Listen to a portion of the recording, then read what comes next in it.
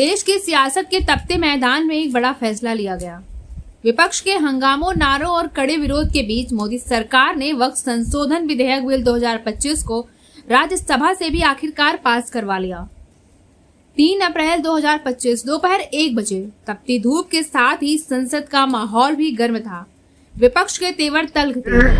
उनका इंटरप्रिटेशन है, हमारा इंटरप्रिटेशन जो है हमने उनके सामने रखा, लेकिन अगर वो नहीं मानते हैं तो इसका मतलब है कि पहले से वो नकारात्मक स्टैंड लिए हैं, वो उसको आगे चला रहे हैं। के लिए ऐसी इस प्रकार की बिल जो होते हैं वो व्यापार और धंधे से कम नहीं होते। जिस प्रकार की सरकार यहाँ है, नाम तो लिया है मुसलमानों की संपत्ति की रक्षा करने का, जमीनों की रक्षा करने का, इसलिए वक्फ बोर्ड में अमेंडमेंट लाया, लेकिन बेसिकली उनका लक्ष्य है 2 लाख करोड़ की जो संपत्ति है, ज्यादा जमीन है, उनके ऊपर उनका ध्यान ज्यादा है।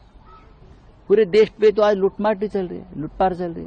तो सत्ता पक्ष भी पूरी तैयारी के साथ था। जैसा कि मैंने कहा कि मेरी उम्मीद है, तो मैं पूरा वाक्य इस तरीके से बोलता हूं कि मुझे उम्मीद है कि उम्मीद का समर्थन होगा। यह बिल का मूल उद्देश्य रिफॉर्म्स लाकर वक्फ के प्रॉपर्टीज की मैनेजमेंट को प्रॉपर करना। मेरे मन में भी ये बात आ गई कि उम्मीद पर टिकी है। जी जी, क्योंकि आपने 2 बार कहा तो मैंने सोचा 3 बार कह दी। जी जी, नहीं बिल्कुल ठीक कहा आपने। अभी इस पर काफी चर्चा हुई है, पक्ष विपक्ष के तरफ से सभी लोगों ने चर्चा में भाग ले रहे हैं और अपने अपनी बातों को रख रहे हैं।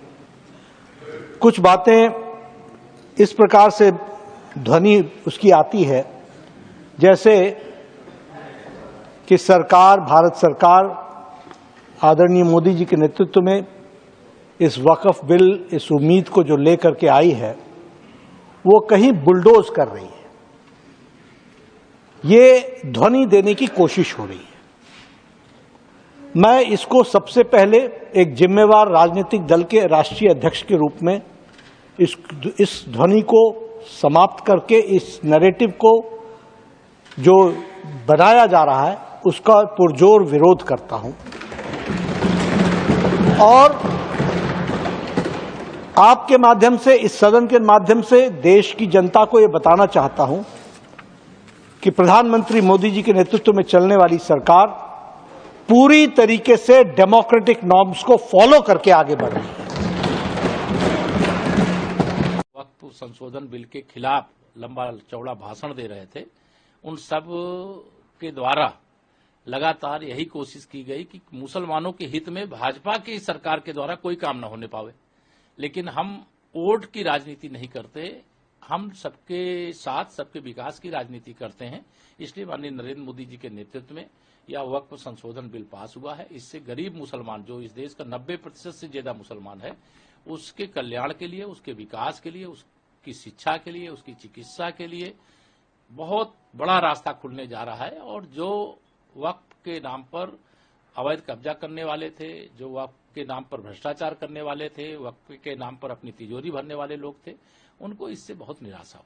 इसमें जो बॉडीज जो इसको एडवोकेट करेंगे, उनका कहना यह है हम इसको अब कोर्ट्स में चैलेंज करेंगे। देखिए, अदालत का दरवाजा सबके लिए खुला होता है, कोई जाना चाहता तो उसको कोई रोकने के लिए सरकार थोड़ा ना जाएगी। लेकिन कांग्रेस पार्टी कह रही है कि वो खुद जाएगी। जयराम रमेश ने ट्वीट किया कि हम सीए हुआ तब हम कोर्ट गए, हम हर तरह से विरोध करेंगे। ये मुस्लिमों को वोट बैंक के रूप में लगातार कांग्रेस का बंधक बना करके रखना चाहते हैं, चाहे वो कांग्रेस पार्टी हो, चाहे समाजवादी पार्टी हो, और चाहे इस प्रकार के जो अन्य दल है।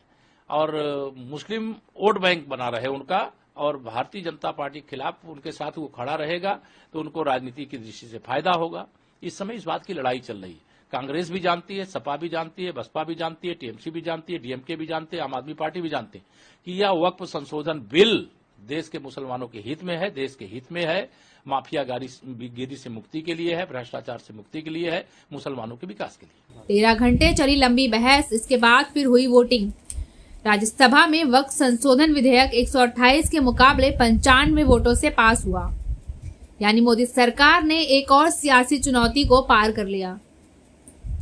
बिल पहले ही लोकसभा में पास हो चुका था और इस बिल को लेकर विपक्ष लगातार हमलावर रहा। किसी ने इसे मुस्लिम विरोधी बताया तो किसी ने इसे संविधान के खिलाफ, लेकिन सरकार का कहना स्पष्ट था कि इस संशोधन अल्पसंख्यकों के अधिकारों को स्पष्ट, पारदर्शी और संरक्षित बनाएगा। किरण रिजिजू ने राज्यसभा में बिल पेश करते हुए वक्फ संपत्तियों को लेकर दशकों से जो अस्पष्टता और अनियमितताएं थी, उन्हें खत्म करने का वक्त आ गया। उनके द्वारा ऐसी बात कही गई। तीखी बहस, नोक-झोंक, विपक्ष का हमला, इन सब के बीच एक ऐतिहासिक फैसला लिया गया। इस बिल को राज्यसभा और लोकसभा दोनों जगहों से पास करा लिया गया, लेकिन अब सबकी नजरें राष्ट्रपति की मंजूरी पर टिकी हैं।